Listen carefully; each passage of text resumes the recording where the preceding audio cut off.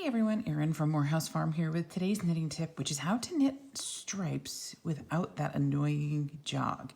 Now, stripes are always going to be tricky when you're knitting in the round because you are indeed knitting a spiral.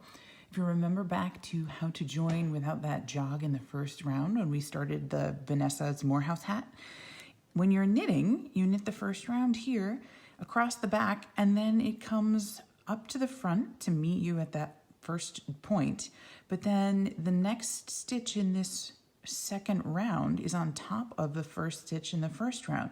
So you're always going to be knitting in a spiral, and that means when you switch colors, it's going to be super noticeable when you are changing because they are laying on top of each other. Now you can do a couple of different things to make them line up, and I suggest you practice with a couple of different ones in order to be able to see which one works best for you.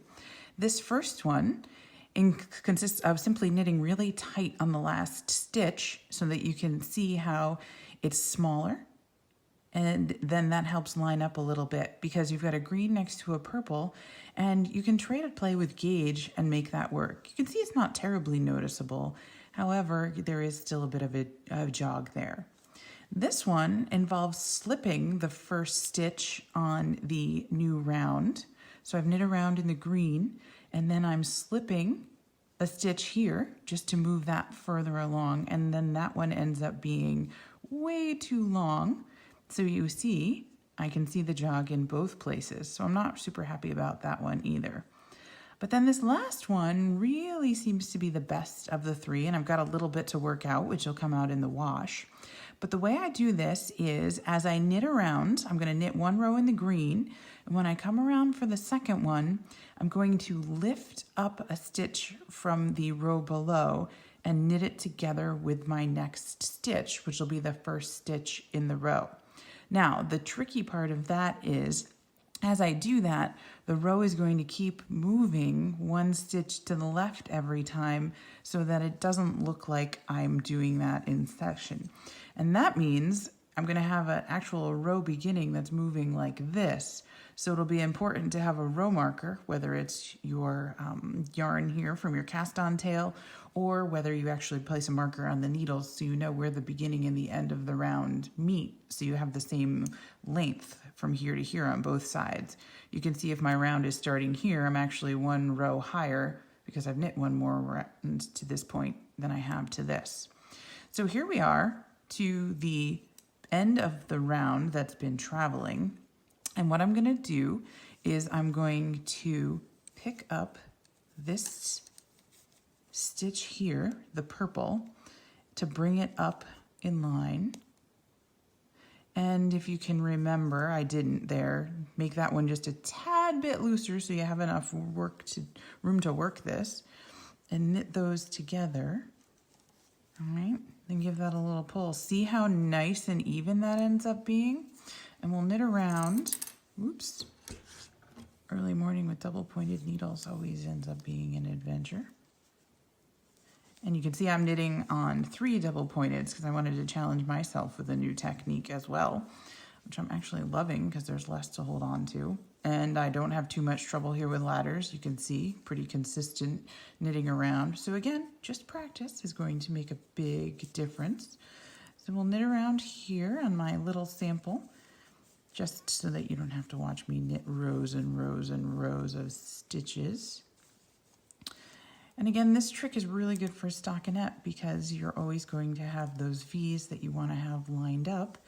And if you can keep track of that traveling round end, I think this is a technique you'll find you really like. So here we come back up and around to the end of my round, which I am watching because I can see where we started. Now we've got 2 here. I technically have 2 there because I pulled that one up. Now I need to knit this one over. Just keep that one last stitch. And now I can see that I have 2 stitches there, 2 stitches there. Now I'm lined up and I've completed 2 rounds of the green. So it's time to switch to the purple, which I would do by just plain knitting. And as it comes to the end of the needles here, I'm going to have to reposition, which isn't too hard. All I'm going to do is just slide a few onto one needle here.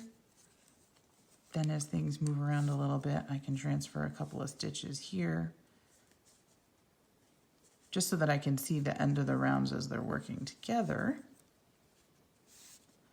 and know where my stitch is going to fall.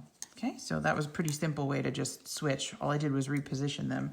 And notice I didn't even count them. As long as they're close to even, that's fine. So here I go knitting around in the purple.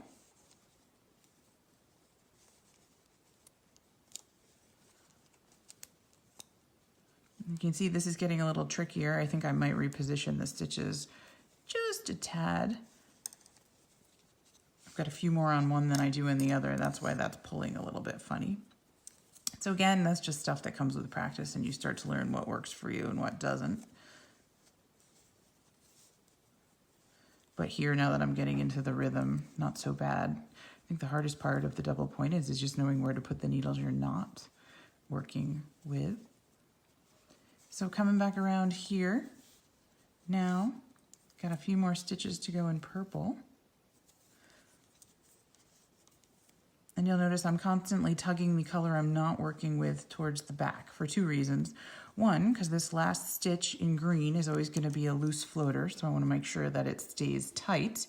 And two, just to get the yarn out of the way so that they don't tangle. So here's my last stitch in this round. See how that green one got a little bit loose again? We're going to pull that back down, okay? And then we're going to pull the next green one. That's the green one that was really the start of the second round, up to the top and knit those two together. And there you have it.